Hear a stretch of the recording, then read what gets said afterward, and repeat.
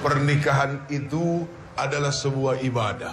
Karena pernikahan itu adalah ibadah, berarti harus dibangun dari niat yang benar. Kenapa harus dibangun dari niat yang benar? Apapun begitu muncul dari ibadah, pasti yang namanya setan gak demen. Sesuatu yang muncul karena ibadah, setan otomatis langsung menggoda.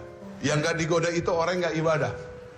Nah, ketika ada seorang pemuda, dia sadar syahwatnya begitu sangat luar biasa.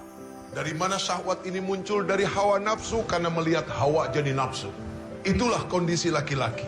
Dengan sifat dan karakter yang memang Allah Subhanahu wa Ta'ala ciptakan dengan kondisi seperti itu. Nah, atas dasar inilah, ketika seorang laki-laki memiliki syahwat, perempuan pun sama. Allah Subhanahu wa Ta'ala tidak inginkan mereka seperti binatang. Nah, disinilah Allah Subhanahu wa Ta'ala memuliakan manusia. Adalah apa? Dengan sebuah pernikahan yang bukan sekedar main-main, tapi pernikahan yang disaksikan oleh Allah Subhanahu wa Ta'ala. Ketika Allah datang ke rumah orang tua, lalu kemudian meminta, itu bukan hanya sekedar meminta, tapi meminta yang bertanggung jawab. Kenapa kau harus meminta dengan tanggung jawab? Mohon maaf lahir batin. Ketika kita bicara cinta, cinta itu seharusnya melahirkan apa? Cinta itu melahirkan kasih sayang, ibu. Tapi zaman sekarang bukan kasih sayang yang muncul, tapi kasih syahwat. Sehingga pacaran banyak yang gak sehat.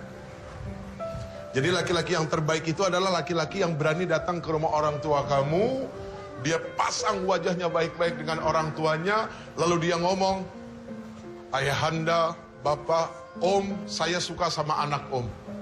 Saya gak kepengen lama-lama, saya pengen ibadah. Kalau saya cuma pacaran itu bukan ibadah. Saya pengen ibadah. Tapi maaf ya, beginilah saya apa adanya. Terus buat orang tua, jangan sungkan-sungkan nerima menantu yang pengangguran, bu. Karena hidup itu bukan dilihat yang sekarang. Apa yang kita lihat sekarang belum jadi jaminan. Itu yang paling penting. Bahwasanya manusia tidak bisa dilihat pada hari itu. Allah yang punya hak untuk merubah manusia.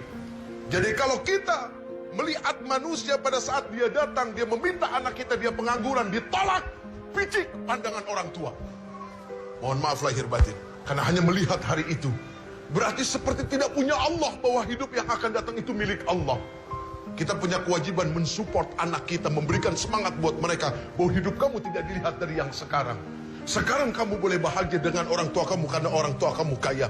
Tapi besok kalau orang tua kamu dicabut nyawanya, itu harta bukan harta kamu. Kalaupun engkau punya, itu bukan milik kamu. Kamu tidak menikmati mencarinya. Kamu hanya menikmati nikmat warisan. Seorang istri harus berani menuntut suami. Tapi seorang suami harus berani menuntun istri. Apa yang dituntut? Dituntutnya bukan berdasarkan hawa nafsu, akan tetapi Quran. Hak seorang istri menurut Al-Quran, menurut kacamata agama, menurut kata Rasul, apa? Itu yang dituntut. Suami menuntun, apa yang dituntun? Kebaikan demi kebaikan. Yang pertama, cintailah dia yang bisa mendatangkan kecintaan kepada Allah Subhanahu wa Ta'ala. Selesai. Kalau kamu bisa mencintai orang yang membuat kamu bisa semakin cinta kepada Allah, itulah yang akan baik buat kamu. Ketika kamu berada di tangan yang soleh, sesalah apapun kamu tidak akan dizalimi. Kalaupun dia marah karena Allah. Kalaupun dia benci karena Allah. Begitu juga ketika seorang laki-laki di tangan wanita yang salehah. Seorang wanita salehah, ketika ditinggalkan tidak akan membuat suami menjadi was-was. Karena dia amanah. Makanya yang sekarang-sekarang, yang cewek, yang cowok, kamu lihatlah pandang orang tua kamu. Kalau memang sudah cukup tua dan kamu melihat syahwat kamu juga sudah sangat luar biasa dengan pacar kamu, bismillah nikah. Bahagiakan mata orang tua kamu dengan pernikahan.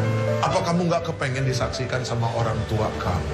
Apa kamu gak kepengen orang tua kamu meneteskan air mata melihat kamu bahagia?